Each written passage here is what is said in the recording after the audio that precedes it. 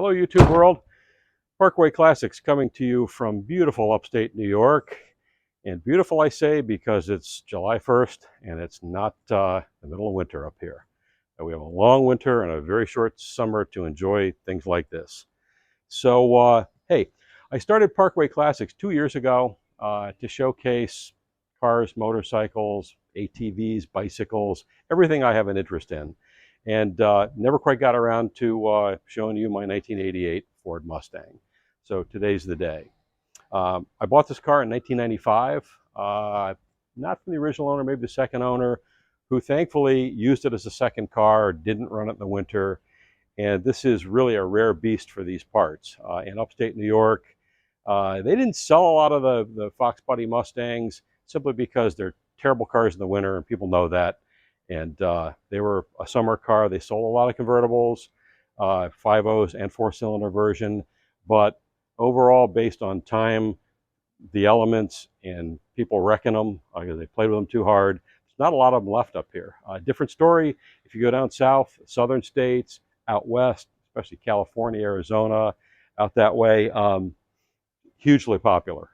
Some people liken them to the 57 Chevy of our generation based on the numbers built, the popularity of those cars, and the aftermarket for them, for parts and modifications. And basically, if you know the Fox Body generation, 79 to 93, you would probably agree with me that they were not the greatest daily drivers, and they needed a lot of mods to bring them up to what you'd call a better standard of driving car. And I've done just that with this car. Again, having it for over 20 years, I've had time to play with it and modify it a bunch of different ways. And again, for me, it's not a daily driver. It's a summertime car that I enjoy, and it's a lot of fun. If I had any regrets, I probably today I would say I wish I bought a hard top with a hatchback because I would like to drag race it, and convertibles are just not good for that. There's too much body and frame flex on them, and you pretty much need a hard top for that. Even for drag racing, the notchback is, tops in that area, but as a kind of a combination drag race, daily driver, have fun car, a hatchback would be nice. So anyway, I'll give you a walk around. Let me pop the hood, and we'll take a look around. I will do a follow-up video that delves into more detail about the modifications I've done, what I did, how much it cost, etc. But we'll start with just the basics. So doing the walk around, let me grab the camera here.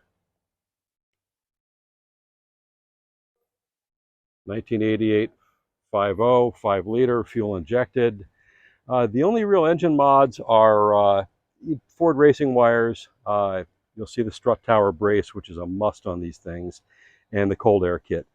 Cold air kit, it sounds better. You can actually hear it suck in air with a cold air kit on it. It might gain 5 horsepower at that. There's debate on that, but I think I noticed a little difference. You will see a caster camber kit on here. I lowered it many years ago. I lowered it a full inch. I've got IBEC progressive rate lowering springs on it, but there's just no way you can get it realigned after you've done that unless you put a caster camber kit in. Again, you'll see the color keyed moldings all the way around.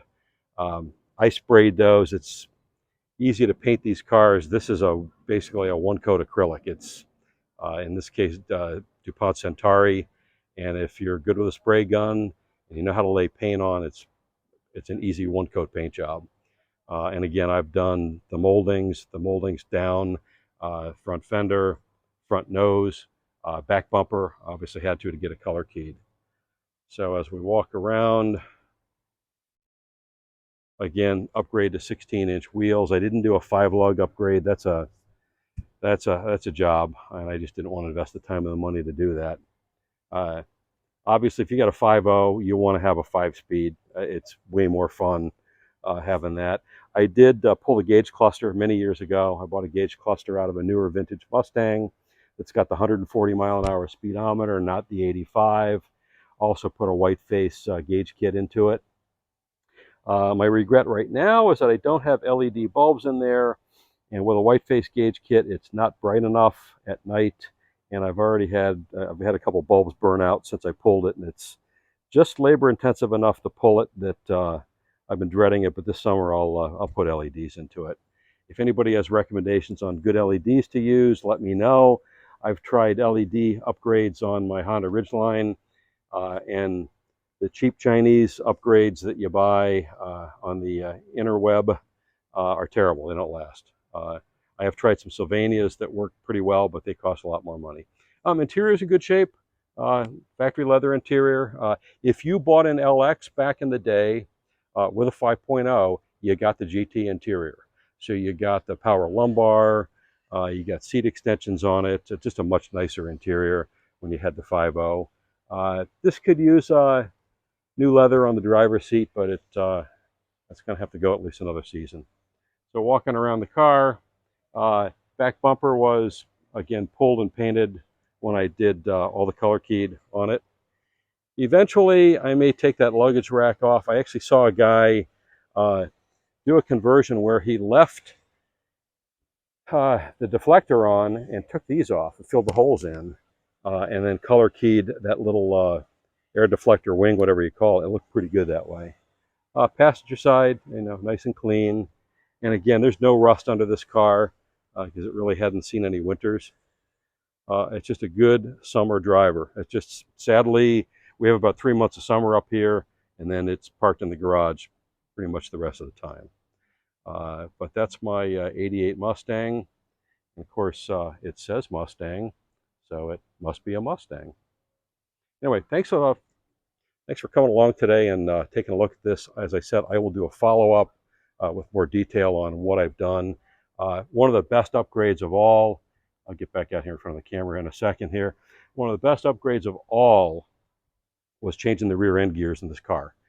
These came with 273s, which was really anemic for performance, even with a 5.0. It just couldn't get off the line. So I upgraded to 355s many years back, and that was like putting a new motor in the car. What a difference in power off the line. It's not too much torque that it drives your RPMs up to where you get terrible gas mileage. It's just, I think, a good overall combination for street gears that just give you a lot more bark. Again, by today's standard, with the crazy monster performance we have out of Challengers and Camaros, and certainly the newer Mustangs, this doesn't hold a candle to it. But they're a fun car. I like the way they look. I really like the styling. Always did on the Fox body. And I will probably keep this forever. So appreciate you watching. If you like the video, please like it. Subscribe to my channel. There'll be lots more on cars, motorcycles, bikes, everything I like. And if you like it too, then please subscribe. Thanks a lot. See you next time.